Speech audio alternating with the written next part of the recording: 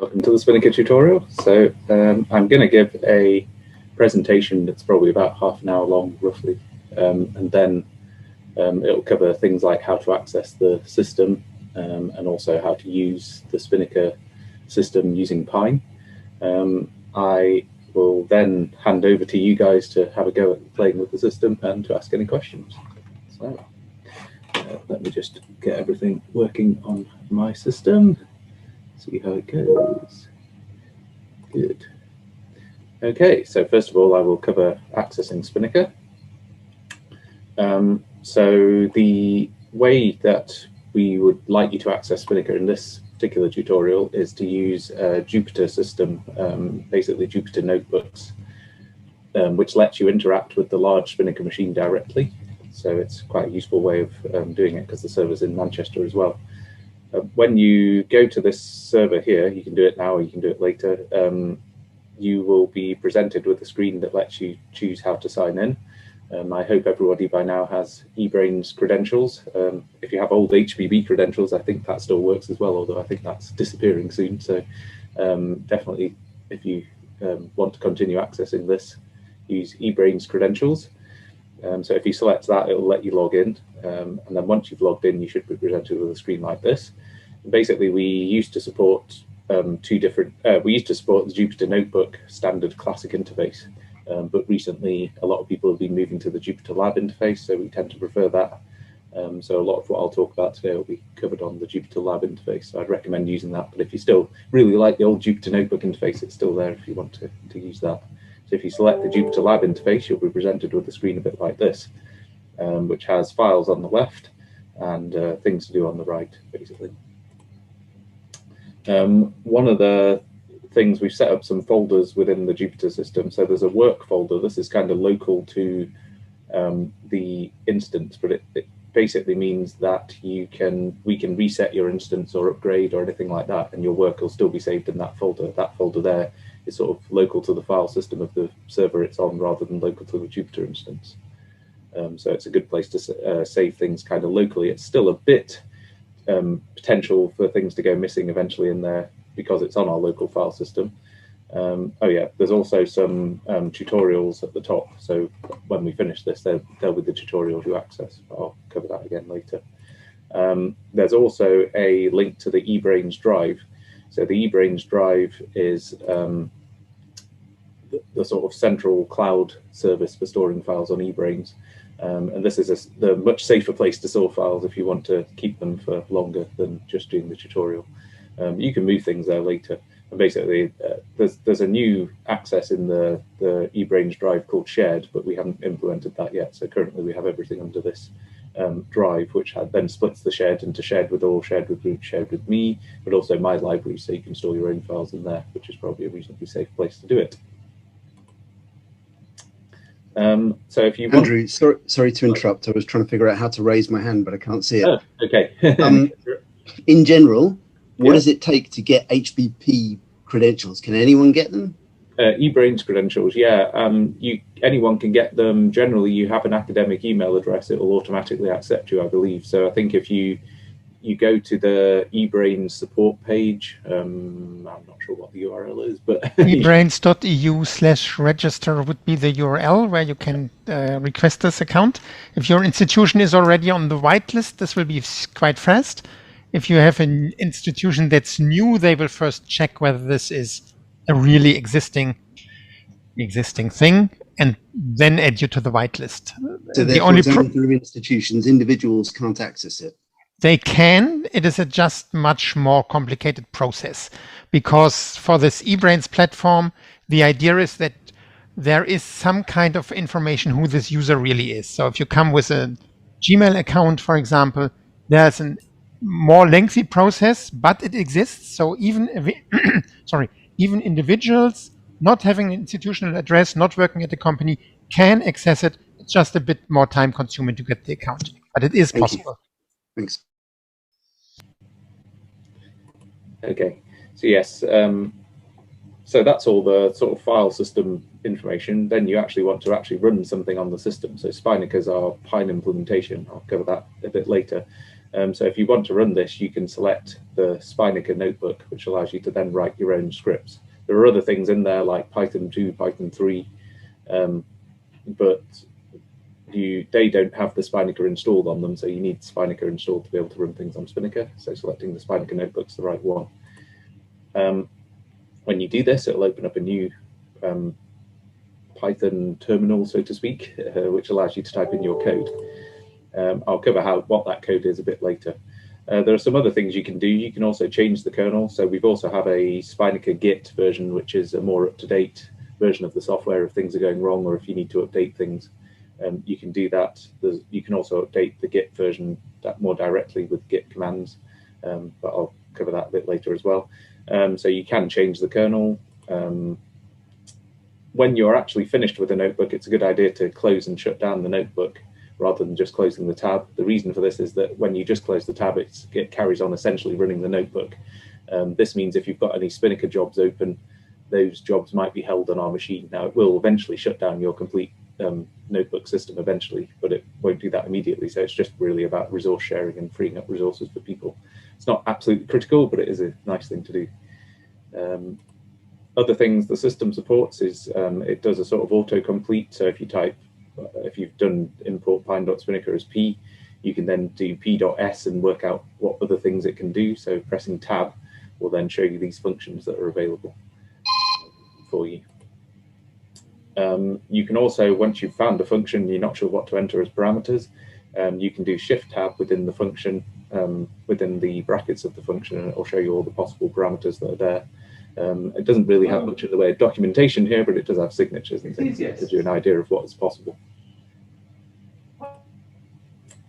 You can install libraries in the system. So if you're wanting to interact with SpiNNaker, but also wanting to join that up with something else, you can use this sort of what's called Jupyter Magic, where you use this % with pip and then say install gym. I think there's another way of doing this with ! Pip. As I understand it, that doesn't work on our system. So I would be cautious against using that. I think it tries to install in some other system. I'm not sure why, but if you use %pip, that does work. We also have terminal access, which kind of gives you like a little SSH terminal style into the system. This is useful if you want to update Git, but also useful if you want to run the NRP, for example. So when you do the terminal access, it brings up a prompt like you would see if you'd SSH'd into the service. This is all local to your own Jupyter Docker instance, basically. So you have your own Jupyter Docker system there. You can do what you like with it. If you destroy it, we can reset it. You can't destroy other people's work. It doesn't let you access it like that. So it's fairly safe, sandboxed environment. If you do want to play with the NRP, you can start the NRP by doing the CLE Nginx and CLE start. If you've ever used the NRP, you'll kind of know what this is. If you haven't and you're not interested, don't worry too much about this. Once you have done that, it will actually start up the NRP running within your Jupyter instance. And the NRP has a graphical interface that's web accessible as well.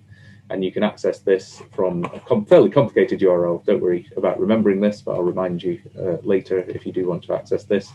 And then there is a local authentication on this, but it's actually just local to that NRP instance. So it doesn't use your eBrains authentication. It just uses NRP user and password, I think, are the default.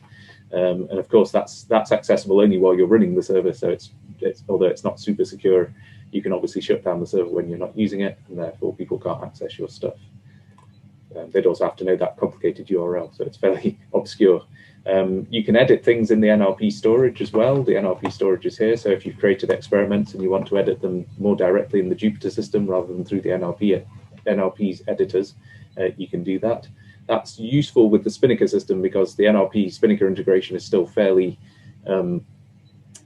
how can I put it? It can be flaky, so sometimes you need to shut down and restart the NRP when you're in the middle of these things. So accessing it through the NRP storage here makes that quite easy.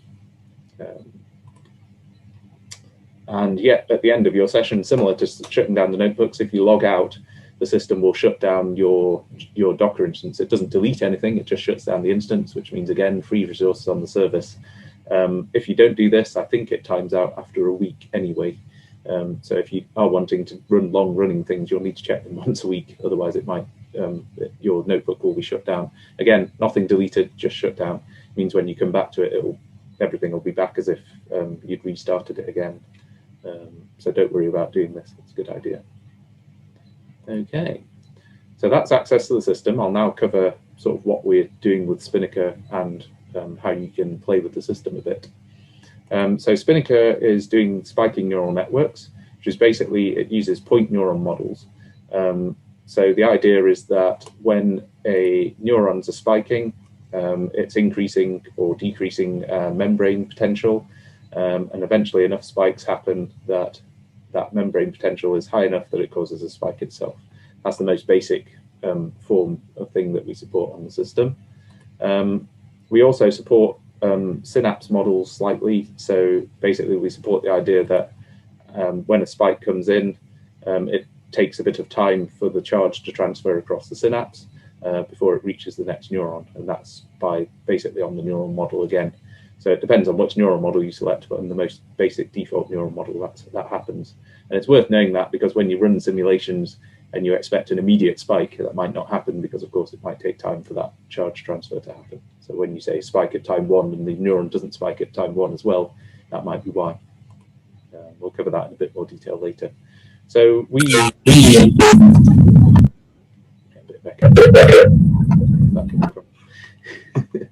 okay, seems to have gone now. So yeah, we use the Pine neural network language for specifying neural networks on SpiNNaker.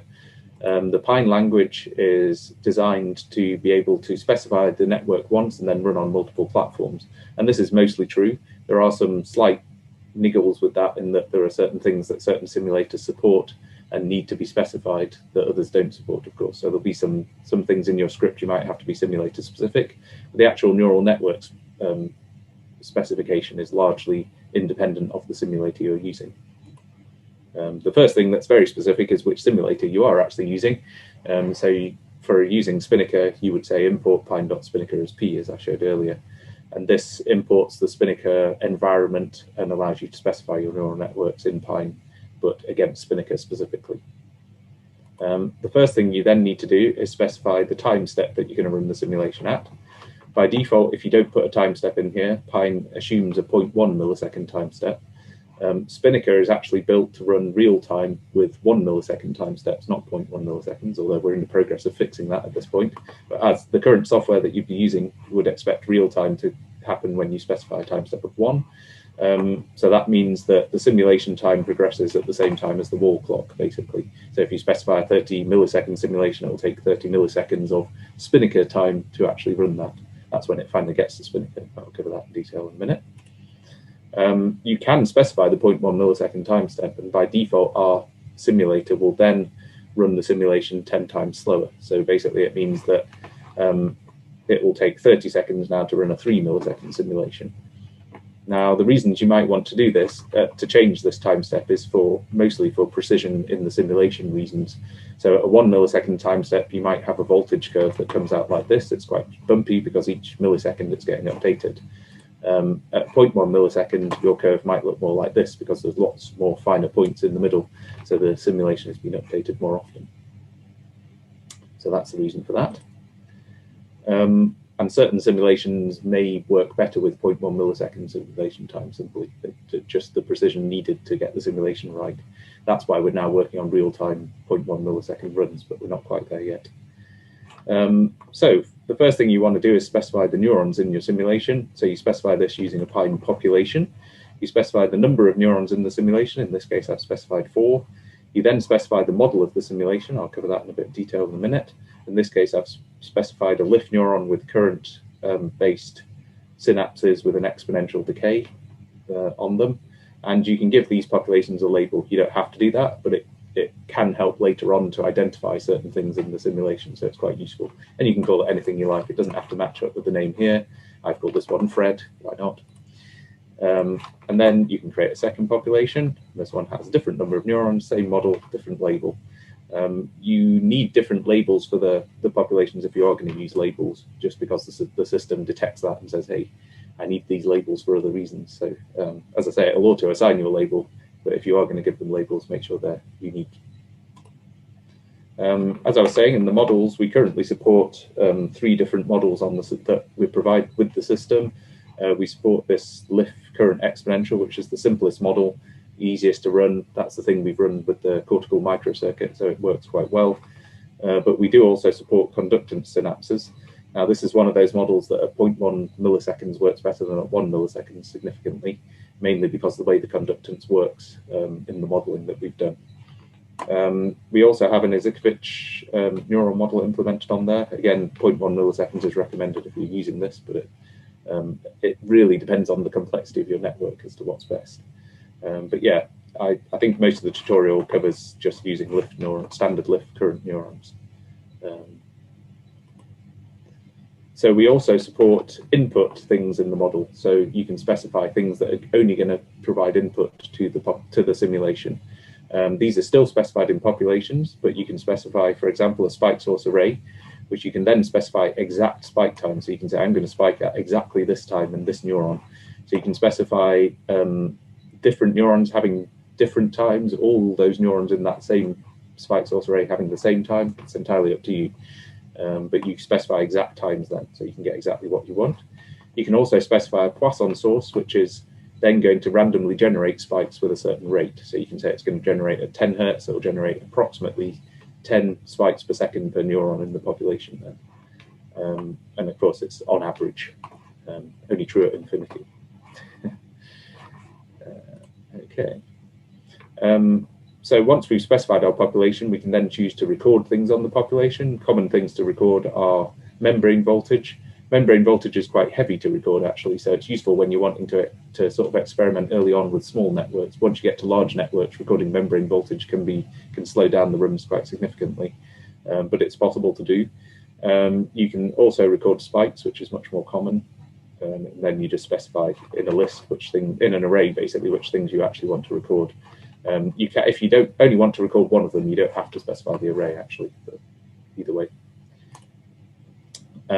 You can also choose the initial voltage of the population. So by default, the populations have certain default parameters that are already set. If I specify -60, I'll get -60 as the starting voltage, and then it might do other things depending on what the other dynamics of the simulation.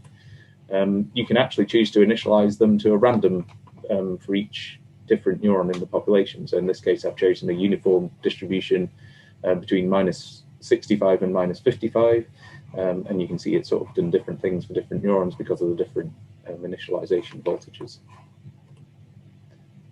So once you've specified your neurons, you want to connect them together so you can create a network.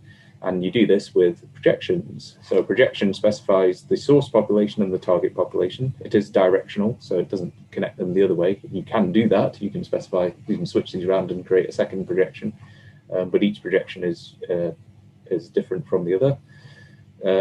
You then specify a connector, and I'll go into more details about what they mean in a minute. And you specify the synapse type, which has some details in it as well. So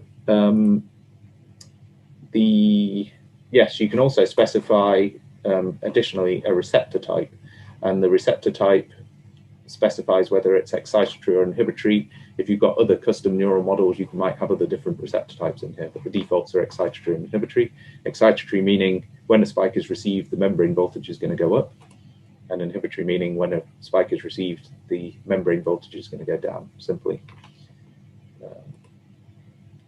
So yes, those connectors now. You can specify different types of connectors, which specifies the subneuron connectivity within the populations. So the first one is a one-to-one connector. This just says that these neurons identified by numbers, they sort of have an implicit number to the neurons inside, will connect the first one to the first, second to the second. Now we've run out of neurons after that. It still works, it's fine with that. And you can also do the opposite. So if this population is bigger, it just stops when one of the populations runs out, that particular connector type. You can have an all-to-all connector. This means every single neuron in this population connects to every single neuron in the post. So yeah, fairly easy to see. A fixed probability connector, which means that you specify a probability for this between 0 and 1, and that tells you how likely a connection is to be made. So for each pair of neurons now, a decision is made, and the probability is how many are likely, how much is each one is likely to be formed. So with a higher probability, you're likely to get more connections. You can specify a fixed total number of connections. So this one says, I got 1, 2, 3, 4, 5. Yep, there's 5 connections made here. Now the difference with this one is you can actually potentially make the same connection twice. So it's going to just pick from all of them with replacement potentially. You can specify without replacement, but by default it's with replacement. And that means you can get multapses here potentially as well. That's fine. And finally, we also support a from list connector, and this is very explicit connectivity. Whatever you specify source target, source target. This says 1 connects to 1, 2 connects to 1, 3 connects to 2, and 4 connects to 2. So this is exactly what you want. However, bear in mind the connector choice, it depends. We can generate certain connectors on the machine. If you specify a from list connector, we can't generate that on the machine clearly because you've specified it. So we have to load that data up. So if you specify a very large from list connector, that could mean that it takes longer for your simulation to reach the machine before it actually starts running. So the other connector types are auto-generated, but this one isn't. So it's worth bearing that in mind for large networks. The other thing you can specify is the synapse type. So in this case, a static synapse basically means that the synapse, the weights and delays won't change throughout the simulation. They're going to stay the same all the way. In this case, you're specifying the weight, which is how strong the connection is. So that's how much charge is going to cross the synapse when a spike occurs. You're also specifying the delay. The delay is you could kind of think of as how far away the populations are from each other. So it's how long the signal is going to take to travel. Of course, it's a bit more complicated than that in neuroscience, but that might be a way of thinking of it. The delays on SpiNNaker are currently supported between the minimum is 1 time step and the maximum is 144 time steps. So if you have 1 millisecond time steps, that's obviously 1 milliseconds to 144. But if you have 0.1 millisecond time steps, then your delay is now limited to 0.1 to 14.4 milliseconds. So it varies based on the time step. It's also worth noting that we use something called delay extensions that I'll cover later. And that comes into effect when your delay is more than 16 time steps. Now, it just means they take more resources on the machine more than anything. So it's not critical, but it's worth bearing it in mind potentially. Again, we're working on that in more recent versions. We may not need them as much. You can specify random weights and delays. So you could specify a normal distribution and put that in here for the weight. So then it will do what you would expect, a normal distribution of weights. This is still generatable on the machine, so that's fine. We can do certain distributions on the machine. You can also do a normal clipped. This basically means that anything that is outside of a certain range that you've specified will be redrawn. Now, it's worth bearing that in mind. It is redrawn, which means that if you specify a really complicated thing for it to do, it might never finish because you've specified a mu and a sigma where it's not actually going to fall within the range. And of course, it will just keep running forever, which is not great. We do try and check this a bit, but we've just discovered some of the things are not checked perfectly. So it's worth bearing that in mind. If it seems like your synapse generation is taking forever, it might be because you've specified a distribution that doesn't work. You can specify a normal clip to boundary. Now this one will finish because anything that's drawn outside will just be set to the boundary condition. That's a bit more normal. So we also, in addition to static synapses, we also support Stdp, spike timing dependent plasticity. And just to cover this, basically a presynaptic neuron spikes and a postsynaptic neuron then receives that spike. Then the postsynaptic neuron might send the spike. And then at a later time, the actual spike travels back down to the post-synapse. So there's sort of a bit more detail here. You've got to think of it's not just the time it takes for the spike to arrive, it's also the time taken for a bit back propagation here. For our Stdp measurements, we then use that distance between the time that it arrived at the post-synapse and the time that the spike from the post-neuron received back at the post-synapse. So it's the spike coming forwards and the spike coming backwards kind of meet. We use that time between those two things happening to work out what actually happens. Of course, those things don't have to happen in that order. The post-neuron might spike first, and similarly, the pre-neuron might spike first. And then similarly, we use the difference between those two times to work out what happened. And I'll cover the details then of what actually happens in the execution in a minute. Excuse me. But we also, it's worth noting, we support a deferred execution model, which means we don't actually do any calculations in Stdp until the second pre-spike has been received. So at this point of the second pre-spike, it's actually the time of the pre-spike is really sent, because we receive them instantaneously on the machine. We actually do our calculations at this moment, and at that moment we look at everything that's happened going from this time here, because we can calculate what that time is going to be, going backwards, and from this time here going forwards. So we're sort of looking at all the things that have happened in that period. So if you don't send 2 spikes, this is the main reason I'm saying this, if you don't send 2 spikes, at least in your simulation, and you've got Stdp, you will see no changes in your synapses. This is worth bearing in mind for when you're doing experiments. You think, okay, why am I've got Stdp, I've sent the spike, why is nothing happening? You need to make sure at least 2 spikes are sent. So what sort of things can we specify for Stdp? We can specify a timing dependence and a weight dependence model. You can specify the initial weight and delay. Generally, we only change weights in SpiNNaker. We don't really have any models that change delay. I don't think it's impossible to change delay, but there's nothing currently set up to do so. So it would take a bit of effort. So currently we've got our weight. You might set the weight to 0, and that's acceptable. We still get spikes through even when the weight is set to 0. It just means that they do have no effect on the post neuron initially. But of course, it's still detecting that spikes are coming through the system, so it can be a useful thing to have.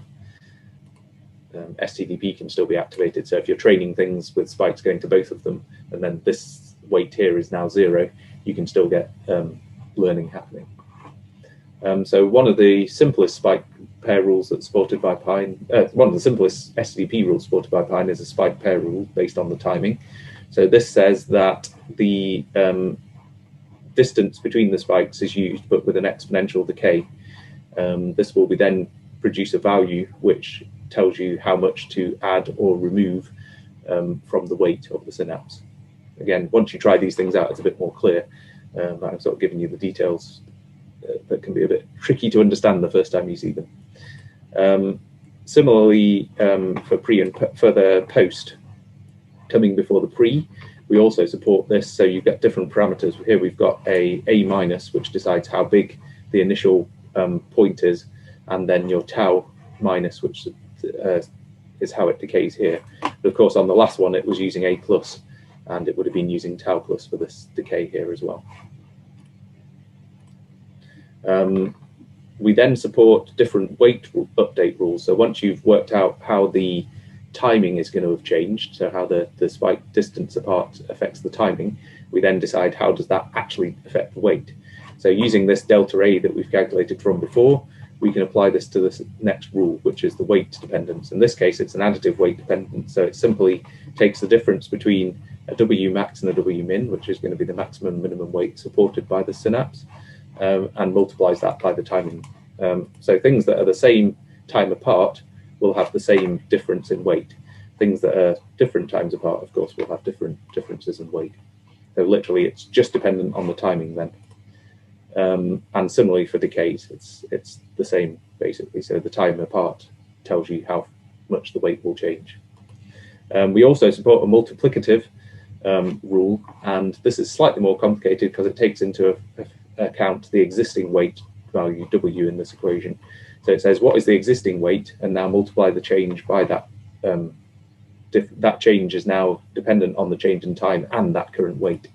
So as for the same delta A, as you get closer to the W max, it's actually giving you different values. And similarly in the opposite direction, as you're further away from the W min this time, you get a bigger change for a negative change in timing, i.e. a pre-spike before a post-spike. Sorry, post-spike before a pre-spike, which might cause depression. Okay, so that's the details of things that we support on Pine in a very basic sense. As I say, when you get to play with these, you'll see what's happening. When you do get to play with these things, you also get to see the action of things happening on SpiNNaker a bit. So you'll kind of see what we're having to do to map these things. So what you do is you say p.run. So this is, you've specified your network now, you've put all the population projections in, you want to run it. So you say p.run. You specify this value in milliseconds. And what actually happens then is the first thing that happens is it tries to work out where these populations are going to go, and in fact where each subneuron is going to go on the SpiNNaker machine. So it splits this up, splits each population up so that it fits on various cores on the machine, and then it performs some routing. And what it's trying to do with routing is, for wherever anything is on the machine, where do your projections say it needs to connect to? So where are we going? So it's basically working out, and it uses multicast for this. So if you're connecting to multiple places, it's basically working out where on the machine it goes. Now this all happens for you behind the scenes, so you don't need to worry too much about the detail of that happening. But it's the reason I say it is that you will actually see this happening in the output. You'll sort of see it saying, oh, I'm doing routing now, I'm doing placement, I'm doing partitioning. Once you've done that, it then writes some details down to disk, in fact, of what's going to happen, as in how is it going to load these details. So it's how are your population parameters set up. It's loading those onto disk initially. And then once it's done that, it's actually loading these things onto the SpiNNaker machine. So it's worked out where everything's going to go, how everything is going to connect together, what are the parameters, and load that onto the machine. And yeah, there's the sort of representation of the arrows here is that could be quite a lot of data, particularly if you use from list connectors. Once you've actually done that run, you might want to specify run again, and you can do this. So you can change some parameter. You could set the eye offset of the neuron, i.e. you might want to put some base input into the neuron, and you can then run it again. Now, the good news for you is if you do this, the run isn't so bad. It's not having to do so much effort in writing things to disk, calculate where things are. It's already done that. You didn't change the networks in significant ways, i.e. you're just changing parameters. Then you can run this again, and it will be much faster. Once you've finished all the different runs that you're doing, or even in between the runs, you can get data off the machine. So you specify, in our previous specification, we said we were recording V and spikes. So here we can say we're going to get data V and spikes. If you don't record something and ask to get it, you get an error, of course, because it says, hey, you didn't record that. If you do record something and don't ask for it back, that's also fine. That's actually not an error. But the only issue is that it will actually extract that data off the machine anyway. So be careful what you're recording. Don't just say, oh, I'll just record V and spikes in case I need it, because it will take longer then to extract the data off the machine. So it's worth bearing that in mind. The data that you say to record gets extracted off the machine anyway. During get data, it then reads that data, the bit you're actually specifying. So you can specify, you can read them separately at least, but the data is already on your host machine by that point. So, okay, once you've got that data off the machine, you then need to understand what format it's in. And we're actually using this Neo data format to specify the data. So the data comes off in blocks and segments. The segments are actually, Pine supports something called reset that I didn't go into. And if you use reset, it resets back to the start of the simulation as if at time 0.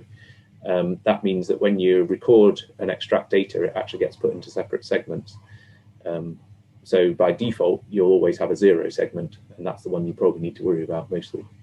But that's why they're there more than anything, not to worry about them.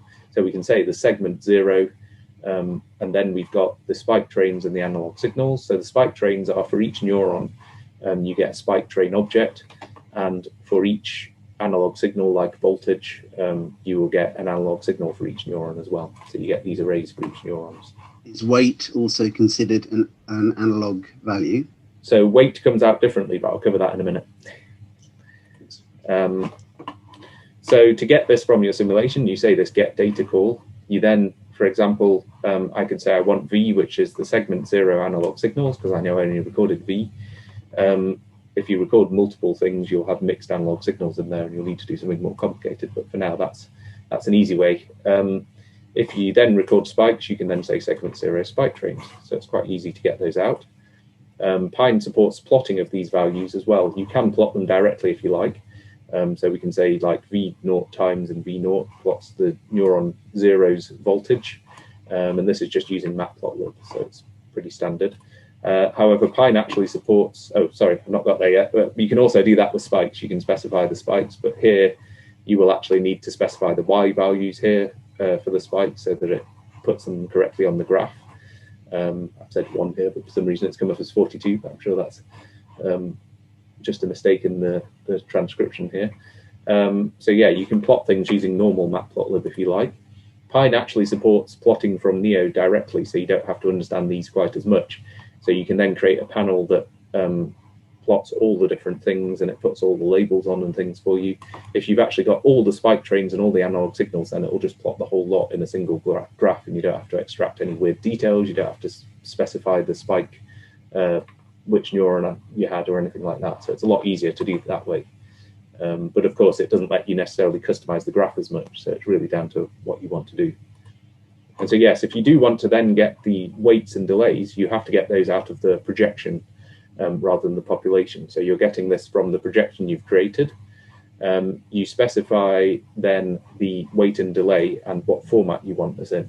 So here I've specified a list format. That means it's going to get what it actually gets is the source and target, and then the things you specified here. So it gets source, target, then weight and delay. And it only gets the ones where there is a connection when I use this list format. However, there is another format for this as well, which is an array format. In this case, you don't get the source and target. What you actually get is a whole array for each thing you specify. So I can just specify weight here, for example, and I'll just get the weight values out. But what it's done is it's put these NaN values in. And the reason for this is where there isn't a connection, it doesn't have a weight. So it's saying there's no value there. So it gives you an array, which is the size of the source and source by target length, basically. So this can be useful if you want to then analyze it differently. So it's really the different type of things that you actually want to do with it. So just to understand, if you want to get weights at various points during the recording, you have to actually just run it segment by segment. Yes, you do have to do that. There's no way currently to record changes in weights, for example, with Stdp. So you want to just say, and the reason for that is that it's such a large amount of data potentially that we'd have to record. We probably wouldn't be able to run it very well. So it's easier to say to you, you decide how long you want between the weight captures. Extracting the weights and delays can be quite slow as well, just to do with the way the data extraction works. Again, depends on how big your neural networks are. But you can do it, that's the key thing. So yeah, that covers the main details of Pine. There is Pine documentation itself, and you can look at more details. We don't implement everything on the Pine specification, but at least it gives you some more ideas of things that you can do in there. And you'll find out quite quickly what we do and don't support if you try certain things out. But we support all the things I've talked about there and a couple of extra things as well. But that will give you enough to get on with the sort of trying things out on the system, really.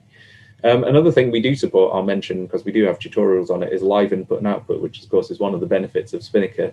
Because it can run in real time, you can use this for sort of robotics experiments and playing about with things like that. And the way we support this, we support input from the environment in the form of spikes. So we support spike injectors, which can live inject information into your running simulation as it runs. And you do this by calling a send spikes method.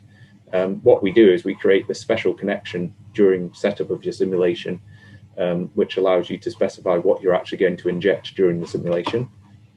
And then during the simulation, you call the send spikes, and this actually sends special packets that will contain multicast keys, which then send across the network your spikes. So they go to the places that you actually want to inject to. The injector actually is a normal population then, and you can specify the connectivity from the injector to the other populations in your network. We also support spike source Poisson rate changing. So you specify the spike source Poisson, you can also actually update the rate of that Poisson during the run. So you have to add this spike control into your simulation, and then you can call this set rates method on it. Similar to before, we have the special connection you have to specify during the setup, and there's a tutorial to cover this, so you can get an idea of how this works in more detail. And you specify which ones are going to be the ones that accept this input in advance. And then at that point, you can then say, okay, during the simulation, you call this, and you can change the rate of certain Poissons sources on the system directly. So of course, you could start it off with a Poisson source rate of 0, and then change the rate during the simulation based on some input that's happening from your environment. You can also output then these spikes to the environment. You can activate live output for on a population. And this will then call a receive method somewhere in your setup that you've specified. Similar to before, you specify this by setting up one of these connections and saying which things you're going to receive. And then when spikes are received, it calls your receive function. You have to register a receive function, and it will call it with the time in the simulation. That's like the times, I think it's time step or time in milliseconds. Can't remember 100%. And which neuron ID spiked at that time. So it's kind of gathering these things. It might not, you might get multiple calls with the same time if there's a lot of neurons. And similarly, you can actually output the live voltage as well. It's a little bit more complicated. What we do is we set up a LIF neuron that doesn't spike, and we basically take the voltage out at certain, we can take once every time step, or you can specify different time steps that you want this to happen at. Those spikes go through then a translator, which then lets you deal with them in some way. So you can say, okay, this voltage means something to my robot, so it might be controlling a motor or something like that. And you create this population control, and during your simulation, these voltages get sent through it, and it calls this translate to say, translate this packet for me, please. Tell me what this multicast packet actually means to you. And so you can set up different things in the simulation. Again, it's easier if you actually try this out than me explaining it, just to sort of let you know it exists. Okay, so that kind of gives us the background on what you can do on the system. What's best to do now then is to try logging onto the system if you can, and trying out some things. So when you go into the system, as I showed before, you will actually get these tutorials that are sort of listed there. So they're a folder, and you can open those up and actually go through them. It basically talks you through, the first one is running Pine simulations. That's very similar to what I just talked about now. So it kind of talks you through the whole system. You can read it again, but actually at the bottom of that, there is some examples that you can then run. I'm going to see if I'm going to have to stop sharing, aren't I, to switch. Let me just do that quickly. And then I can share this screen. See if it'll let me do that. Have I got the right one? Must be that one. Okay. So you can see me, this is me having logged into the system.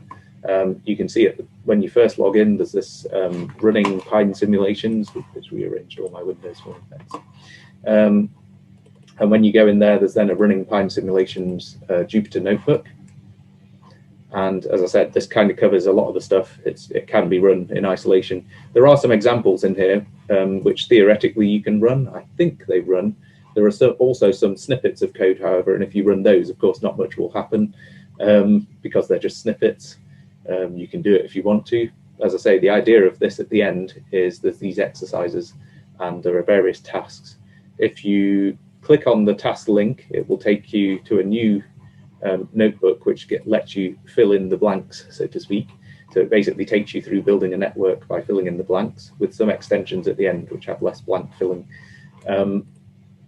However, it also gives you a description at the bottom of the task which says, this is what I want you to do. And of course, the idea then is if you don't want to do a fill in the blanks, you just want to try and work it out in more detail for yourself, you can. It's really up to you. But I will let you play about with those. If you do manage to get through the first one, there was also the second live input and output tutorial as well. And that also works on here. It basically just lets you interact with a script on the system. Again, it takes you through the details before actually giving you some tasks to do at the bottom. There's various tasks again.